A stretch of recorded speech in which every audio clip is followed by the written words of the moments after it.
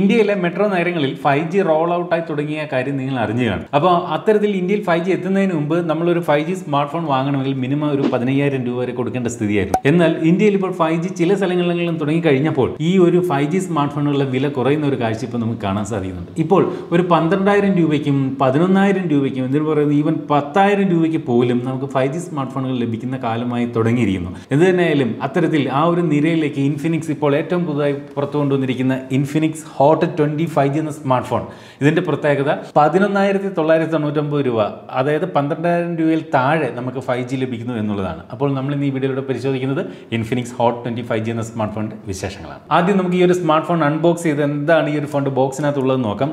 ഇൻഫിനിക്സിന്റെ ഒരു പച്ച കളറിലെ ബോക്സിനകത്താണ് വന്നിരിക്കുന്നത്. ഇവിടെ ഇതുപോലെ ഇൻഫിനിക്സ് ഹോട്ട് 20 5G എന്ന് എഴുതിയിട്ടുണ്ട്. ഡയമൻസിറ്റി 810 5G എന്ന പ്രോസസ്സറാണ് ഈ ഒരു സ്മാർട്ട് ഫോണിന് കരുത്ത് പകരുന്നതെന്ന് എഴുതിയിരിക്കുന്നു. 120 ഹെർട്സിന്റെ അൾട്രാ സ്മൂത്ത് ഡിസ്പ്ലേ ആണ് ഈ ഒരു സ്മാർട്ട് ഫോൺ ഉള്ളതെന്നും പറയുന്നുണ്ട്. അപ്പോൾ ഈ ഒരു ഡയമൻസിറ്റി 810 എന്ന് പറയുന്ന പ്രോസസർ മികച്ച ഒരു 5G പ്രോസസറാണ്. 6nm പ്രോസസറാണ്, അതായത് നല്ല ബാറ്ററി എഫിഷ്യന്റ് ഒക്കെ ആയിട്ടുള്ള പ്രോസസറാണ്. ഒരുവിധം ഡീസന്റ് ആയിട്ടുള്ള പെർഫോമൻസ് കാഴ്ചവെക്കുന്ന ഒരു പ്രോസസറുമാണ് മീഡിയടെക്കിന്റെ ഡയമൻസിറ്റി 810. എനിക്ക് തോന്നുന്നു ഈ ഒരു സ്മാർട്ട് ഫോണിലെ ഏറ്റവും വലിയ ഹൈലൈറ്റ് ഇതിന്റെ പ്രോസസർ തന്നെയാണ്. 5G പ്രോസസർ, മികച്ച പ്രോസസറാണ് ഈ ഒരു ഫോണിനകത്ത് നൽകിയിരിക്കുന്നത്. അപ്പോൾ ഈ ഒരു ഫോണിന്റെ ബോക്സ് ഇതുപോലെ ഓപ്പൺ ചെയ്യുമ്പോൾ ഇവിടെ ഇതുപോലെ പച്ച കളറിലെ ഒരു ഫിലിം സ്ട്രിപ്പിനകത്ത് ഫോൺ വെച്ചിരിക്കുന്നു. അത് കൂടാതെ ഇതിന്റെ ബോക്സിനകത്ത് വേറെ എന്തൊക്കെയുണ്ടെന്ന് ചോദിച്ചു കഴിഞ്ഞാൽ 18 വാട്ടിന്റെ ഒരു ചാർജർ ഇത്തരത്തിൽ ഫോണിന്റെ ബോക്സിനോടൊപ്പം തന്നെ നൽകിയിട്ടുണ്ട്. അതുപോലെ ചാർജ് ചെയ്യാനായിട്ട് സാധാരണ ഈ ഒരു പ്രൈസ് റേഞ്ചിൽ മൈക്രോ USB ആണ് വരുന്നതെങ്കിലും ഇവിടെ നമുക്ക് USB Type-C ചാർജിങ് കേബിൾ തന്നെ ലഭിക്കുന്നുണ്ട്.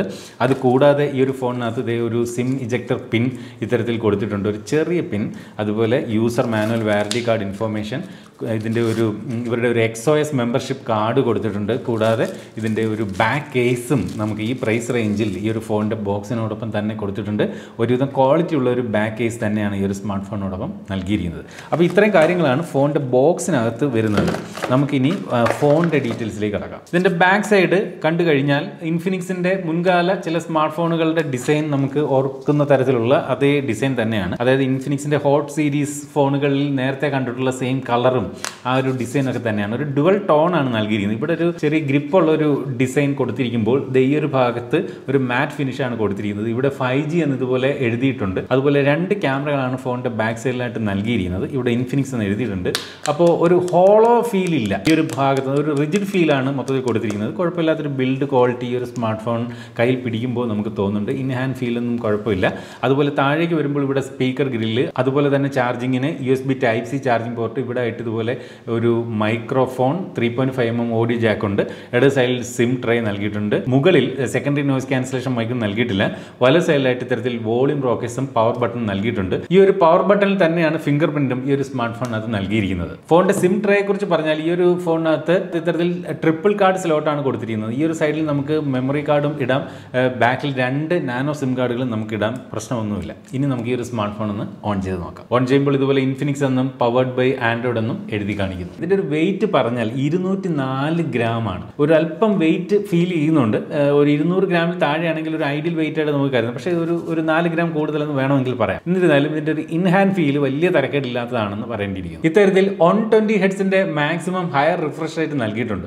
അപ്പോൾ ഈ ഒരു മീഡിയടെക്കിന്റെ 810 എന്ന് പറയുന്ന ആ ഒരു പ്രോസസർ ഒരു ഗെയിമിംഗ് ഓറിയന്റഡ് ഒരു പ്രോസസറാണെന്ന് വേണമെങ്കിൽ പറയാം. അതായത് ഒരു മികച്ച പെർഫോമൻസ് കാഴ്ചവെക്കുന്ന ഒരു പ്രോസസറാണ്. അപ്പോൾ ഇവിടെ ഈ ഒരു 120 ഹെർട്സിന്റെ റിഫ്രഷ് റേറ്റ് കൂടി കൊടുത്തിരിക്കുന്നതുകൊണ്ട് തന്നെ ഒരു മികച്ച ഗെയിമിംഗ് എക്സ്പീരിയൻസ് നമുക്ക് ഈ ഒരു സ്മാർട്ട് ഫോണിൽ നിന്ന് ഡിസ്പ്ലേ വഴി നമുക്ക് അനുഭവിക്കാൻ സാധിക്കുമെന്ന് ചുരുക്കം. കൂടാതെ ഈ ഒരു സ്മാർട്ട് ഫോണിന് 180 ഹെർട്സിന്റെ ടച്ച് സാമ്പിളിംഗ് റേറ്റ് നൽകിയിട്ടുണ്ട്. അപ്പോൾ മൊത്തത്തിൽ ആ ഒരു 120 ഹെർട്സിന്റെ റിഫ്രഷ് റേറ്റും 180 ഹെർട്സ് ടച്ച് സാമ്പിളിംഗ് റേറ്റും കൂടി ഒരു മികച്ച റെസ്പോൺസ് തന്നെ ഈ ഒരു സ്മാർട്ട് ഫോണിന്റെ ഡിസ്പ്ലേയിൽ നിന്ന് നമുക്ക് അതുകൊണ്ട് തന്നെ ലഭിക്കും. ഫോണിന്റെ മാക്സിമം ബ്രൈറ്റ്നസിനെ കുറിച്ച് പറഞ്ഞാൽ 500 നിറ്റ്സ് ആണ്. ഓക്കെ, ഔട്ട്ഡോർ വിസിബിലിറ്റി ഭയങ്കര സംഭവം എന്ന് പറയാനൊന്നുമില്ല, എങ്കിലും തരക്കേടില്ലാത്ത ഒരു പീക്ക് ബ്രൈറ്റ്നസ് നമുക്ക് ഈ ഒരു സ്മാർട്ട് ഫോൺ സമ്മാനിക്കുന്നുണ്ട്. ഈ ഒരു സ്മാർട്ട് ഫോണിന്റെ ഓപ്പറേറ്റിംഗ് സിസ്റ്റം സൈഡിലേക്ക് വന്നാൽ ഇത്തരത്തിൽ ആൻഡ്രോയിഡ് 12 ഈ ഒരു സ്മാർട്ട് ഫോൺ പ്രവർത്തിക്കുന്നത്.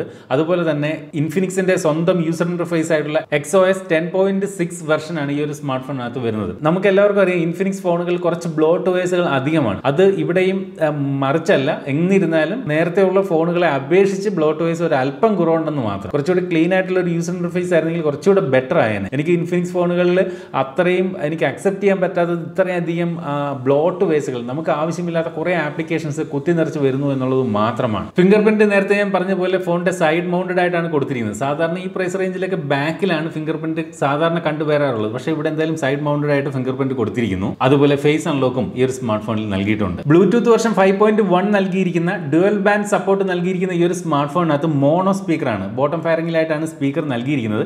നമുക്ക് അടുത്തായിട്ട് ഇതിന്റെ ഒരു സൗണ്ട് ക്വാളിറ്റി എങ്ങനെയുണ്ടെന്ന് കേട്ടു നോക്കാം.